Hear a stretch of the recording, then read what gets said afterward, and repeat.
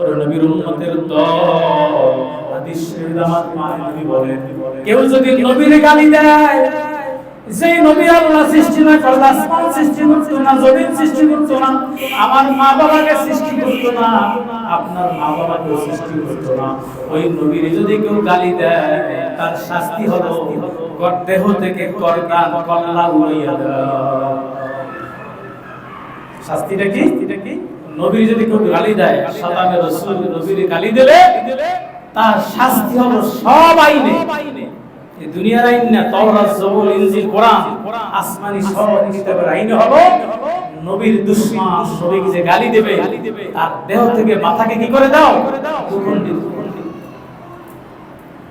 একমাত্র আমরা এই দাবিটা করতেছি, করি। এই বাংলাদেশে এমন একটা আইন হোক, ব্লাসফেমি আইন,